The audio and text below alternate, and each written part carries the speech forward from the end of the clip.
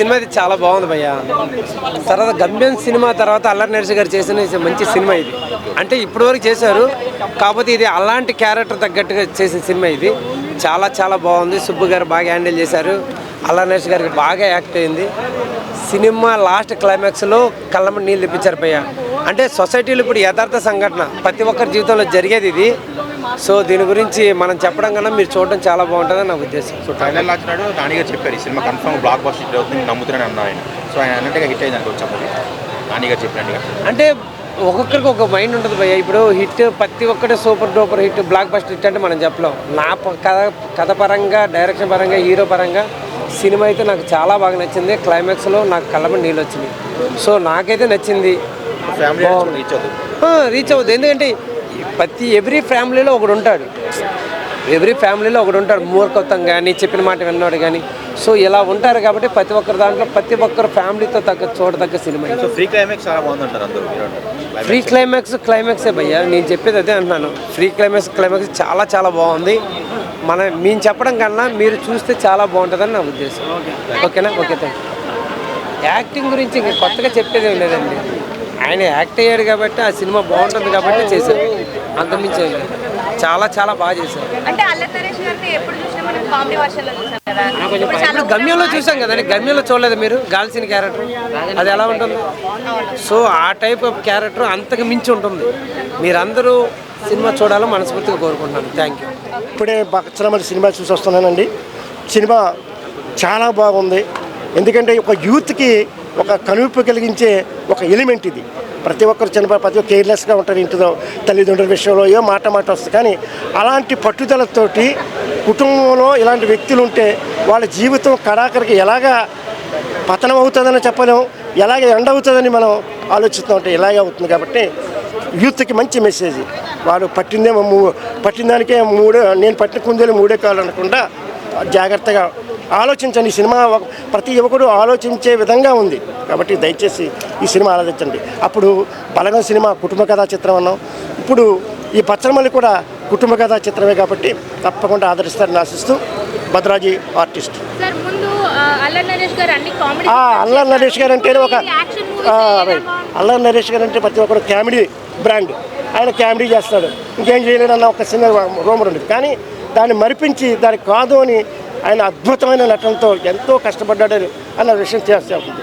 ఆ క్యారెక్టర్ను అలాగా తీర్చిదిద్దిన మెయిన్ డైరెక్టర్ గారికి కానీ, రైటర్కి కానీ, స్క్రీన్ ప్లే అద్భుతంగా రాశారు విప్పర్తి మధు గారు. అలా మధు నానాజీ అంటారు ఆయన కూడా. ఆయన అద్భుతంగా రాశారు. ఇంకా ఒక మంచి సినిమాలు ఆయన పెన్న నుంచి రావాలని కోరుకుంటూ భద్రాజీ ఆర్ట్ మంచి రియలిస్టిక్గా తీస్తారు. అదే తీయాలనుకున్నారు తప్ప సినిమాలో కంటెంట్ ఏంటి, దమ్మెంత ఉంది అనేది చూసుకోవట్లేదు. అది ఒక్కటి మిస్సింగ్.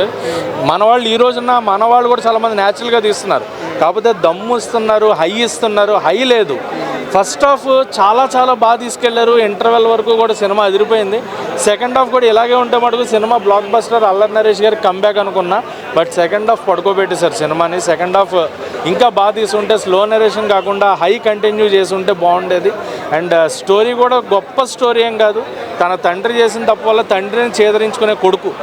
సో ఆ కొడుకు తాగుబోతూ తిరుగుబోతుగా మారి ఒక అమ్మాయి వల్ల మళ్ళీ మారుతాడు. కానీ ఆ అమ్మాయి తండ్రి బచ్చలమల్లి అల్లరి నరేష్ అన్న పాయింట్కి వచ్చినప్పుడు అల్లరి నరేష్ని వదిలిపెట్టి మళ్ళీ తండ్రితో వెళ్ళేటప్పుడు తను మారిపోవడం అండ్ క్లైమాక్స్లో వచ్చే ట్విస్ట్ కూడా గొప్ప ట్విస్ట్ లాగా ఏమి ఉండదు. బీజిఎం ఎలా ఉంది, పాటలు ఎలా ఉన్నాయి? పాటలు బీజిఎం బాగున్నాయి. సినిమాకి పాటలు బీజిఎం చాలా బాగున్నాయి. నాకైతే చాలా ఎంజాయ్ చేసే సాంగ్స్ని అండ్ బీజిఎంని కూడా. అల్లరి నరేష్ గారి యాక్టింగ్ అసలు ఆయన చెప్పక్కర్లా. నాకు ఆయనలోని గొప్ప యాక్టర్ని నేను చూసింది నేను సినిమాలో, ఆ తర్వాత గమ్యం సినిమాలో. అండ్ ఇంకా ఆయన గురించి నాంది, ఇంకా ఆయన్ని కంప్లీట్గా మార్చిన సినిమా అయితే నాంది.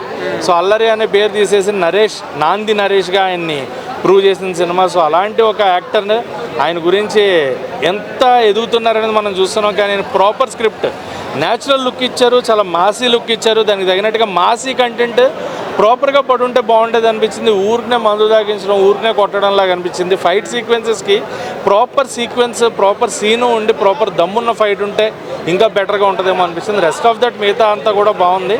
బట్ స్టోరీ నరేషన్ స్లో ఉండడం, రొటీన్ స్టోరీ ఉండడం వల్ల cinema second half Bachhala Malli average hit below average భయ. సరే, మరి తమిళ నేటివిటీ లాగా తీద్దాం అనుకున్నారు బచ్చలమల్లి అని చెప్పారు. మరి విడుదల చూసారా లేదా?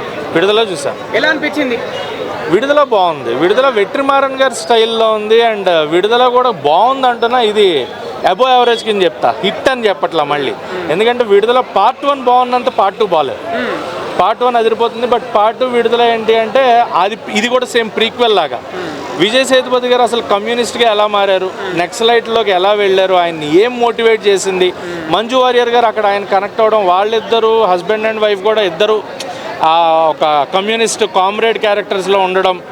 అండ్ లాస్ట్కి వచ్చేటప్పటికి ఆయన ఆ పోలీస్గా ఎవరైతే పట్టుకున్నారో సూరి క్యారెక్టర్, ఆ సూరి మారాడా సేతుపతి గారు మారారా అనేది మనకి కంపేర్ చేస్తే బచ్చలమల్లి బాగుందంటారా? విడుదల బాగుంది. విడుదల బాగుంది. బచ్చలమల్లిలో కామెడీ అన్నీ ఉన్నా కూడా ఎక్కడో కంటెంట్లో దమ్ము లేకపోవడం, అంటే ప్రాపర్ రొటీన్ స్టోరీ అయిపోవడం వల్ల అది ఎక్కలేదు. రొటీన్ స్టోరీ కాకుండా ఇంకొంచెం బాగా తీసుంటే బాగుండేది అనిపించింది. బట్ విడుదల ఏంటి అంటే రొటీన్ స్టోరీయే, బట్ నక్సలైట్ జీవితాన్ని చాలా దగ్గరగా చూసినట్టు చూపించారు మనకి. అసలు నక్సలైట్లుగా ఎందుకు మారుతున్నారు, వాళ్ళల్లో కూడా మంచి వాళ్ళు. నక్సలైట్లు అందరూ ఎదవలు కాదు, నక్సలైట్లు అందరూ మంచోళ్ళు కాదు. అందులో కూడా తమ కమ్యూనిటీ కోసం చేసేవాళ్ళు ఉన్నారు, బయట డబ్బులు తీసుకుని కమ్యూనిటీని మోసం చేసిన వాళ్ళు ఉన్నారు. సో కాన్సెప్ట్ వైజ్ కొన్ని అవి తీస్తే కొన్ని ఇవి తీశారు. సో రెండు కూడా దమ్మున్న సినిమాలే. ప్యారలల్గా అంటే ఈ రెండు సినిమాలతో పోల్చి ఇప్పుడు బచ్చలమల్లికి రేటింగ్ ఎంత? బచ్చలమల్లికి రేటింగ్ వచ్చేటప్పటికి 5కి 1.75 రేటింగ్ ఇస్తున్నా. విడుదలకు వచ్చేటప్పుడు 2.25 రేటింగ్ ఇస్తా.